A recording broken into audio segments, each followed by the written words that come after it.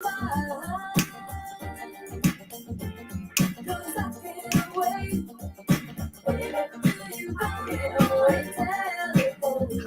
Confidant community. Happy New Year. How many of you remember this one? Please post in the chat if you remember this one. I'm just here with my co-pilot for our Ask Me Anything series, Jin. He's a millennial, FYI. And he told me, just to make me feel especially old, that he doesn't know the song. So please, someone out there, anyone, please tell me you know this song so I don't feel so old around all these millennials. Let me see if we have any comments. So, do you know, if you do know the song, post in the chat. I thought this would be a fantastic song to start off our live today. As you know, welcome to the live Confidant community with your always, even in 2024, your pretend DJ extraordinaire, the financial confidant, Jackie Porter. And again, I'm here with my co-pilot, the millennial. I'm trying not to be bitter that he doesn't know the song because I'm going through an existential crisis lately where I'm feeling my age around all these young people, but that's a whole other conversation for another day. Welcome to the live, everyone. I chose this song. It's New Shoes, Jin Lee. It's New Shoes. New Shoes. From the 80s. And the song is I Can't Wait because we have a whole 362 days left in the year. So we're starting a whole new chapter in our life. That's one of the wonderful things that a new year brings is it gives you an opportunity to just start afresh. So my message to you is I can't wait. We've had 3 years, the last few years have been a little bit choppy for sure for some of us. Hopefully for some of us it's been great. But I feel like this year we kind of have all of those COVID hangovers behind us and we are starting fresh and I can't wait. I feel like this is a really amazing year ahead. I don't know if you have any words for the year. I usually start my year off with a word. And for this year, my word is ascension. So Jin, I don't know if you knew this, but I have a word for the year. First time hearing this. This is my word. That though. Yeah. Last year it was clearing and centering. This year it's ascension. Oh, okay. I remember. Yes. This year it's ascension. So what's your word? If you have a word for this year, post in the chat. Now, my co-pilot is with me because even though there's lots of excitement around 2024, for some people there might be some feelings of anxiety, some challenges that they're having. I know just a couple days ago, or was that yesterday? I'm losing track of time already. But just yesterday, I was talking to a client who she really got her shoulder tapped just as the year was coming to a close, just in time for the Christmas holidays, that she was going to be let go from her job. And, we had a really long, heartfelt conversation. It wasn't all finance. Just so you know, Confidant community, as you may know, my conversations about money aren't all about finance. They're also about feelings and how people are feeling because money has a lot of emotions attached to it. So we were having a conversation about being laid off and how she felt about it and really just trying to help build her confidence around her finances, but also around her mental state. So we're going to talk today. We're delving into, because I think as we enter the year and there's excitement and I can't wait, it's also about sometimes if you're coming into the year, not necessarily feeling that way, shifting your mindset, especially if you are concerned about losing your job. How do you mentally prepare for that? How do you financially prepare for that? Jin and I are going to dig into that today on our Ask Me Anything series live. And I'm so happy, Jin, to have you back. If I sounded a little bit bitter, don't worry. That's not really how I feel.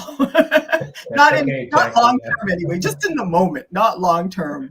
But definitely, this is a topic that we're finding. This client I just mentioned isn't the only person who has been dealing with that. We've certainly had a number of clients go through that, and we're going to 100%. definitely talk about it in more detail. And if you've experienced it firsthand, or you're just curious about how to prepare for the expected, you are in the right place. You're live at 5 at the Financial Confidant with Jen, my Ask Me Anything co-pilot.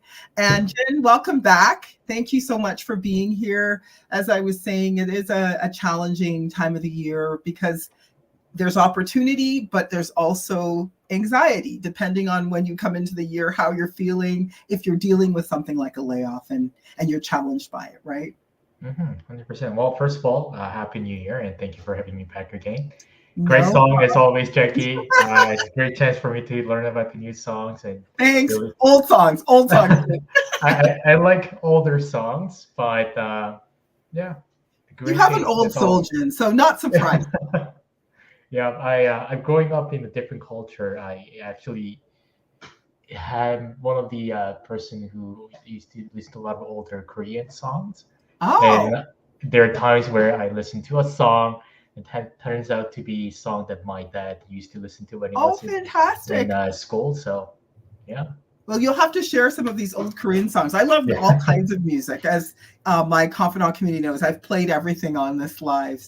So I'd love to hear some old Korean music at some point. But For yeah, I sure. mean, Yeah. I think music has a way of lifting the spirit. And that's one of the reasons I play music on the lives. And I think, no better time to bring in a band like New Shoes just to kind of say, I can't wait, right? Because that's kind of where you want to start off the year. But if you're not in that mindset and you are worrying about your finances, especially around a layoff, what are some things that clients need to be thinking about, Jim? Yeah, it's 100% true that when you mentioned we've been seeing a lot more clients lately Yeah. who's been experiencing layoff. I believe that's related to some of the high interest leading to less consumption, less spending overall in the economy. And we've seen just a few months ago how some of the big banks in Canada were laying off, and also the retails were impacted heavily as well. So that's some of the trends we've been seeing with our clients, and like the, exactly what the topic is for today is to really preparing for it mentally and financially, Right. and that's something we can actually help as financial planner as well, and something we'll delve into more. Awesome. And Yeah, you know what?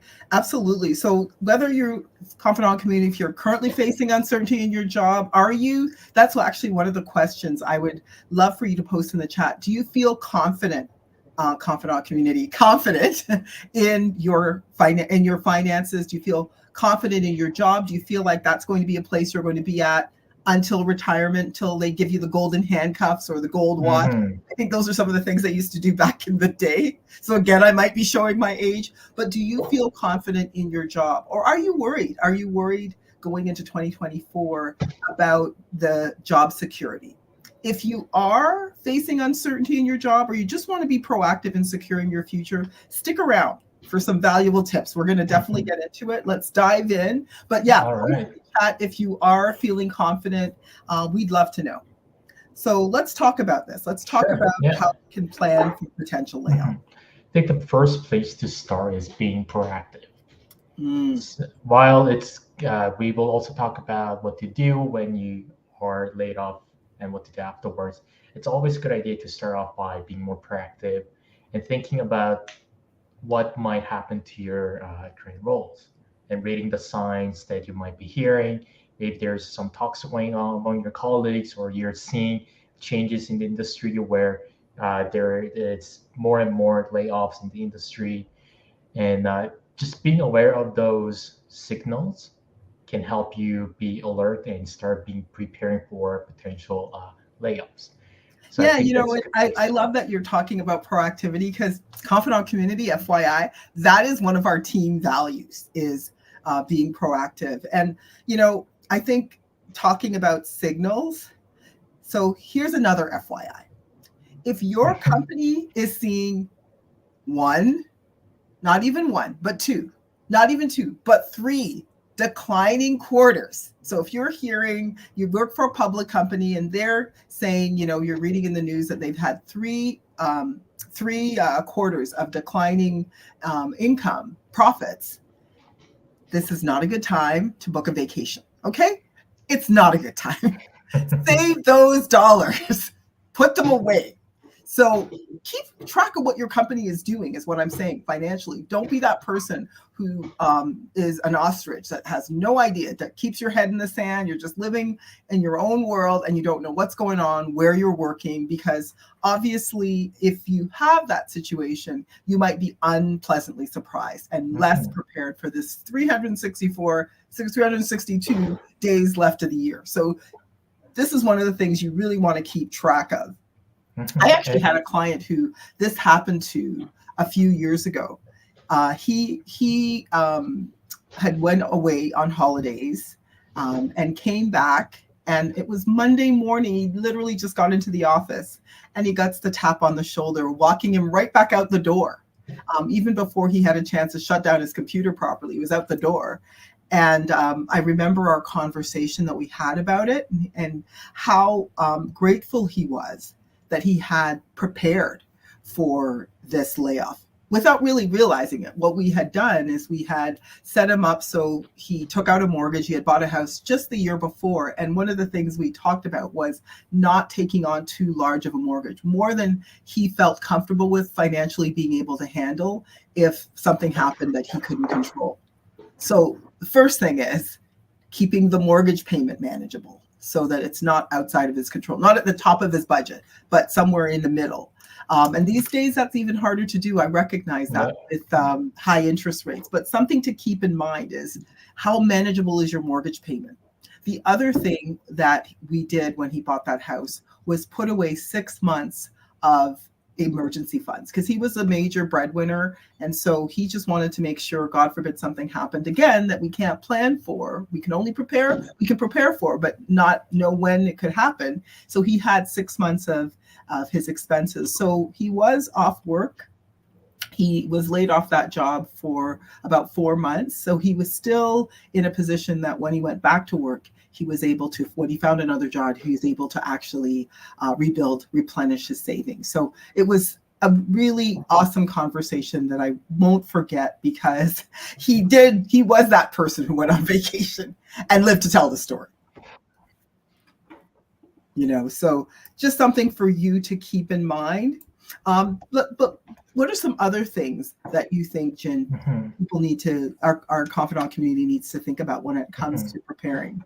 So it's again being part of a proactive again, and not just focusing on the current industry news, but looking at really long term and having realistic thoughts about what your career prospects looks like. Are you in a type of industry or type of role where you'll see a lot more layoffs the older you get, and the more expensive you become to the company, the higher chance the layoff could happen to you. That's right. So the older you are, confidant community, you know, what's the benefits costing? What's your salary because you have more experience? Does that make you more vulnerable? Because your employer could be likely increasing your salary every year. And then once you reach a certain salary level, they will start looking at your salary compared to other people who they could potentially hire at a lower salary, and they will start doing cost-benefit analysis to see if it makes sense to keep you.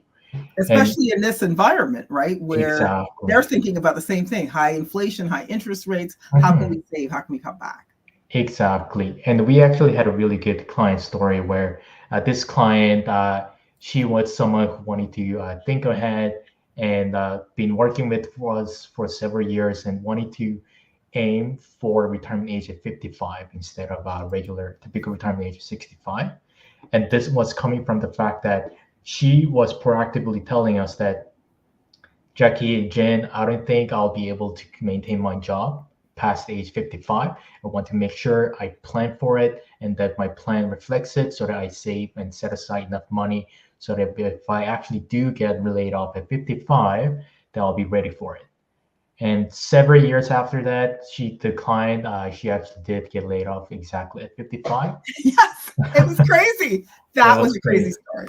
It was definitely a crazy story, but good thing was layoff, although it's very hard to think of it as opportunity, but for her, because she was able to set aside all this nest egg for her retirement, she was able to take this chance to start venturing out and pursue what she was passionate about. So it's because we were prepared for it, she didn't have to work if she didn't want to.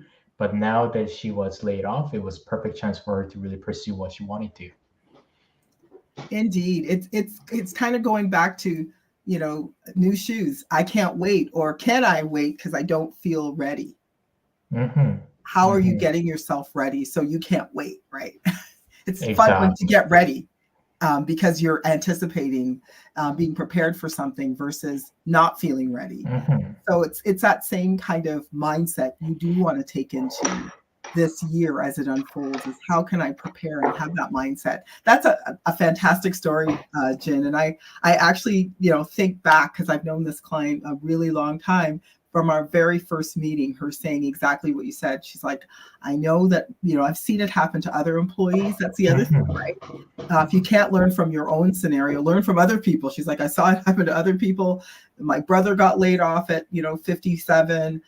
So I want to make sure I put myself in the best position possible, so that if that happens to me, I'm proactive, I'm prepared. So you just have to ask yourself, confidant community, are you in a similar situation? Are you thinking that you're going to get to 65? Maybe you're making plans in your head saying, I'm going to get that gold watch at 60 or 65. And I'm making a financial plan in my head that only makes all these assumptions about what will happen in the future, versus scenario planning, looking at best and worst case scenarios and stress testing your plan from a scenario where you get laid off early. Are you still Mm-hmm. going to be able to retire when you expect to? Ask Mm-hmm. yourself, if, again, what Jin mentioned, are you too expensive for the company you're working with? Are you at that stage where it might be a scenario that you're at risk for not making it to 65? Mm-hmm. And So go ahead, Jin. yeah, and I think simply just by looking at what age demographic is in your company, especially at the level you'll be at maybe 5, 10 years from now, that could be a sign that tells you that what might happen to you down the road as well. That In please.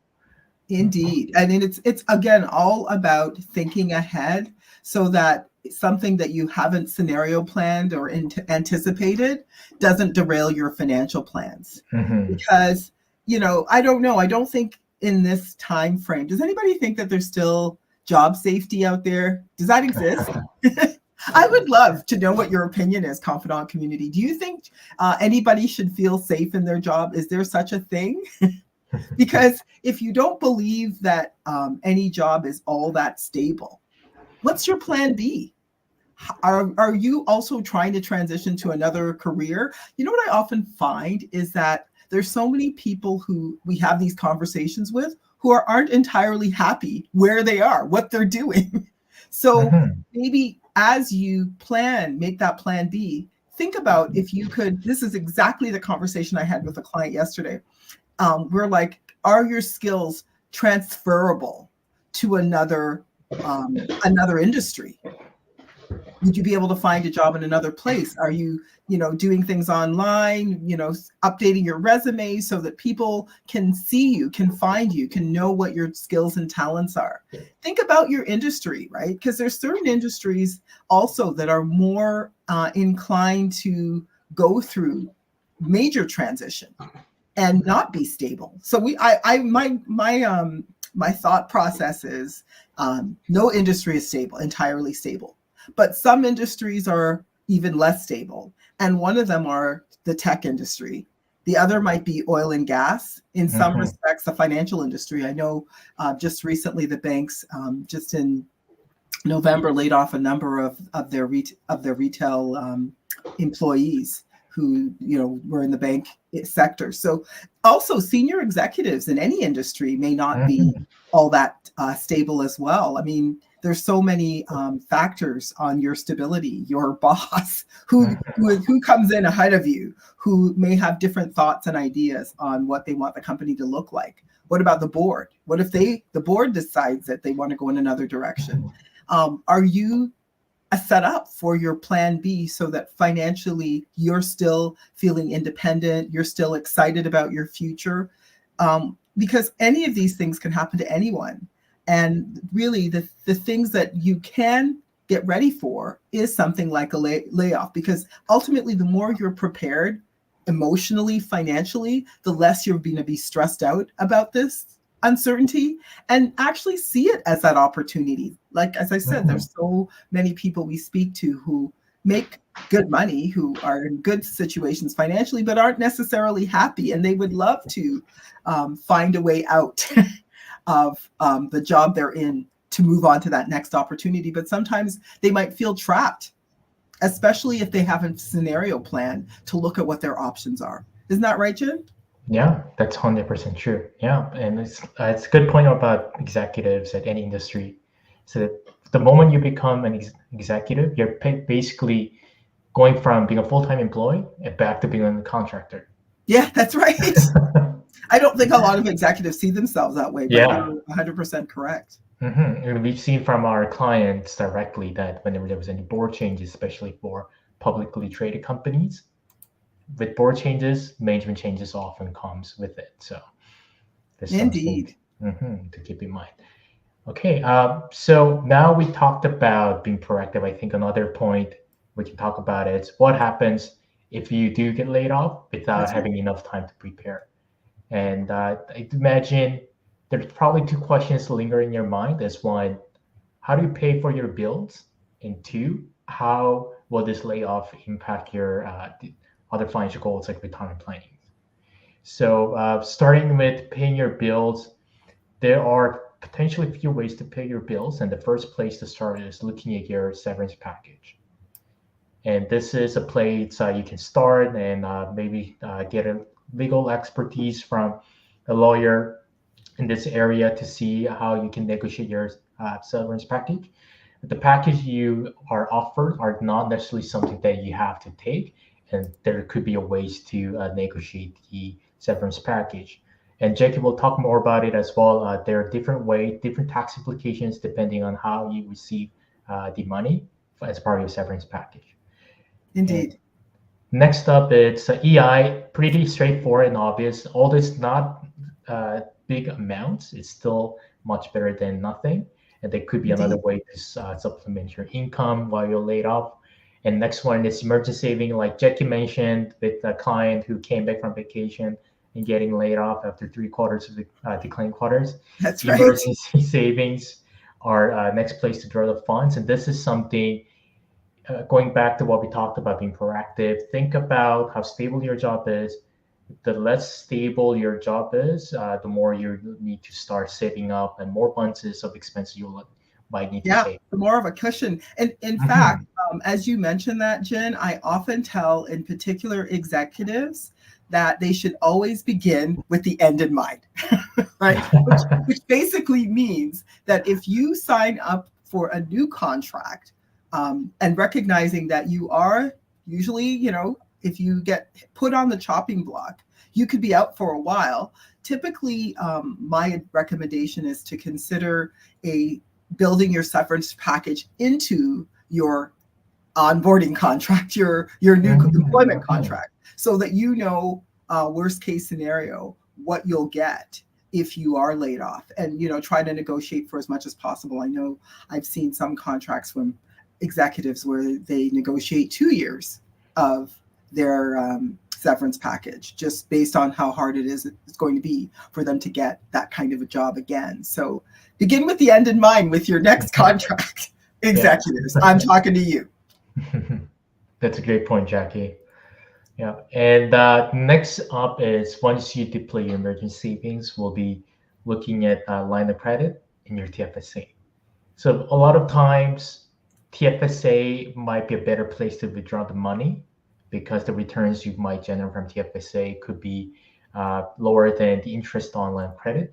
But again, it will depend on the scenario you're in. For example, if you have a home equity line of credits and have a lower interest rate, that might be a better place to go. If we go back to a lower interest rate environment, line of credit could be again the better place to go. And Right. also, if your TFSA happens to be in the down market, so a good example is going back to late 2020 and early 2023. If you held tech stocks, it would have been down 50%. That's it. And if you were laid off at the same time, drawing down from the tech stocks would mean you're basically realizing your losses, locking in the losses. It may not be the best place to go. And if you actually withdrew from line of credit instead, the tax stocks would have recovered almost all of the losses you had, and you could easily use that to pay off the line of credit, and that would have been a lot more cheaper than the interest. Indeed, especially if you're already in that career, you Mhm. definitely want to not necessarily be as aggressive, right? Exactly. Especially with your emergency funds, have a good cushion and put it somewhere where you can see it and understand the return, and Mhm. have that stable, right? 100%. Yeah. And the last way to help you pay for your bills during the transition is finding a temporary job. So if you feel like the transitions might take a little longer than you think, finding a temporary job could be a way to supplement your income to buy you more time to make the transition. So yeah. So to Well, summarize, go ahead. negotiate a good severance package, save ahead for emergencies, get a line of credits. This is also important to do while you're employed because you typically can negotiate a better rate and higher limits when you're still employed to get a line of credit. And think about potentially finding a temporary jobs if you need to. Amazing. And I think the other thing you should think about from a layoff perspective, it's kind of like going into the new year, seeing the glass half full or half empty, is see a potential layoff. So if you're starting the year and you've already been laid off, like the client I spoke about, see the layoff as an opportunity. It is sometimes hard to do that when you're going through it. And sometimes it's helpful to have, friends, advisors kind of remind you of your overall financial circumstances and what your skills and strengths are. But I think it could be a great opportunity for you to start to think about the next chapter in your life, like retiring, like pursuing a second career, or, as I said, taking those same skills that you've learned, and this is the exact conversation I had, and leveraging it in a whole other field. I think about another client longstanding client, known for years. She left Canada many, many years ago. She's a lawyer. She left Canada many, many years ago to work in another country. But after 10 years of working overseas, she decided, it was time to come back. And really what we did for this particular client is look at their retirement readiness to see if they could come back and, could they basically live on their assets that they've accumulated. They had a couple of real estate investments. And actually, once we looked at factoring in liquidating some of the real estate assets and paying off their mortgages, they were in a fantastic position to retire. Yeah. I remember that. Yeah. Yeah. And, even with the higher interest rate and the rental income, it wasn't going to be enough, right, to basically make up for holding on to the property. They wouldn't have enough because you have to think about liquidity, right? So, but once we actually looked at selling that real estate and investing it in a portfolio that she could live on, it was a game changer. So, the reality is they came back here, found another job here, but they could truly retire at any time. Their finances could retire whenever she wanted to, but she likes the idea of working. And the reality is the peace of mind. It's really the peace of mind, I think, coming back, taking a job that she liked, not because she had to take it. And I think just that whole concept of working because you want to, not because you have to, is such a game changer for so many people. It gives them such an immense amount of freedom. And just the idea of being able to come back home, be where her friends and family are, and have the opportunity to work because she wants to, not because she has to, was a super attractive part of that particular financial plan. And one thing we noticed is a lot of clients do have assets that might not be cashable, might not be available to them. And sometimes having those, illiquid assets like real estate, they don't often see that they might be financially fine after after paying off their expenses, just because sometimes real estate might, hold all your money in real estate, so you don't necessarily see you're richer than you think, as one bank has said. So, That's true. can you tell me about another scenario and how Layoff helped this particular client? Because I have one other client in mind, and I know you do too. Yeah, 100%. So this is actually, I'm thinking several clients right now, actually. Mhm. Whenever clients ended up negotiating good severance package and getting a good salary continuous plan, it was Mhm. actually an opportunity for them to start venturing into something they wanted to pursue. Yeah. So, so we have a lot of, it could be you, our common community. You might have this passionate idea that you want to pursue. It could be career change or launching a new business. But it's, as we know, whenever there's transitions during the first few years, the income may not be as good as what you're making right now, and you may not be able to keep up with the bills. But by being laid off and having that 1 year of salary continuance, it was a chance, a great opportunity for some of these clients to start leveraging those time to launch their business, get ready for the new careers, and actually pursue something they really wanted to pursue for a long time. So that's one way we've seen where clients use layoff as opportunity. Yeah, and I think honestly, that's the thing that we can give clients is that peace of mind. It's a really good Mhm. point. Doing that scenario analysis, looking at different scenarios on how each venture that they might look at might impact their goals, right? And just also helping them to figure out where and if they'll need to adjust their spending as well to accommodate this transition. Mhm. So there's a lot of really important planning issues that come up when somebody faces a layoff that's really important to discuss so that they do have that confidence.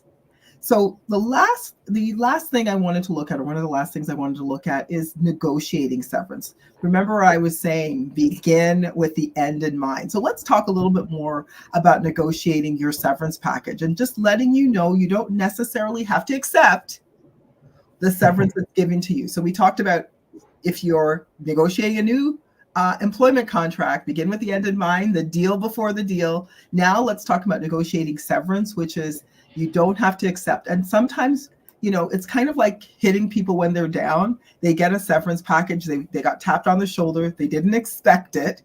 And now they're like, here, sign. And they feel like there's some time limit. Just Mhm. because the employer handed them a document and said you need to sign. That's actually doesn't mean you have to do anything. What it likely should mean is you need to talk to a lawyer about that contract to see if you're being treated financially fairly before even considering signing the contract. So whatever you do, confidant community, do not sign if you are in the position where you get the tap on the shoulder, you get the contract in front of you, and they're hoping you'll sign then. The last thing you should do is sign. The first thing you need to do is take a breath and recognize it's going to be okay, right? So here are some best case scenarios from a tax perspective that you need to think about. And I'm going to start with best, second best, and not as great. So the best is if you can get something like salary continuance, because it just basically means your salary continues, nothing really changes for a period of time that your employment lawyer can say is fair. And then that means you're going to also get the taxes split up over a longer period of time. The second best is, do you know how much RSP room you have? Check out how much RSP room you have, because the minimum you'd want to do is put a lump sum. If you're getting a lump sum severance, so let's say they say we can't do salary continuance and you're getting a lump sum, max out your RSP so that if you needed to take some of that money out later, you could take it out in smaller increments and not pay the full taxes on your severance package. So that's the second best thing to do. Maybe you'll do a combination of both, but you want to start in that order. The last option would be to take the package as is, which is they say, here's the severance package, here's the lump sum, here it is. We're going to put it on one of your paychecks, and you have to pay the full taxes on it, which you guessed it might be 30%, right? So that would be the thing you don't want to do is to pay the tax because, hey, you might need the money later. So keep those scenarios in mind if you ever are facing a severance, to go for salary continuance first, max out the RSP, and take, or last option, don't take the package as is unless you absolutely have to. But seek help. And I don't really want to underscore how important it is. I really want to underscore how important it is to seek help, because the thing is, again, I spent a lot of time talking to this client yesterday saying, you know what, it's not your fault. You're absolutely capable. It's in the papers. They're laying off. It could happen to anybody. Even if you're a really good employee, it has nothing to do with it. But sometimes you just need to be reminded it's not your fault. So get help if you're feeling that way. You know, call on the people who know you best to remind you of what your strengths are. Talk to a financial planner to make sure you understand your financial realities and where your strengths lie financially. But understand it's natural to feel that the way you're feeling if you're not feeling great, and that you're not alone. We basically have to think about the fact that if we're gonna shift away from blaming ourselves, think of that glass half full, half empty, or I can't wait, or I'm not looking forward to 2024. Which one are you? Are you like, I can't wait, or am I not looking forward to 20? Which one are you, Confidant community? Because thinking about that mindset shift is all about what we can do to be proactive, to spin our challenges in our favor. So what can we do to make this challenge an opportunity? So anyway, all month we're going to be talking about mindset. We're going to talk about how we can shift our mindset to attract the things we want and to prepare for the things we don't see coming. So please feel free to continue to check out our lives, because we're going to be bringing you a whole month of how you can shift mindset. If you are someone who is struggling with your mindset from a financial standpoint, if you're facing a layoff and you need support, feel free to reach out to us. Reach out to our team. Jody's standing by. She's providing you with our contact information. Get in touch with us. We're happy to give you a 30-minute conversation so you can start your year with the right mindset. Jen, I just wanted to thank you again for being here. This was always a pleasure to have you on, even though you make me feel old. It's always a pleasure. So Confidant community, if you enjoyed this live, sharing is caring. Please feel free to share it with someone who you think could learn from this. And remember to follow us for all the latest updates. See you next week, Confidant community. Thanks again for joining us, Jen. And I'll talk to you next week. Bye, everybody. Bye-bye.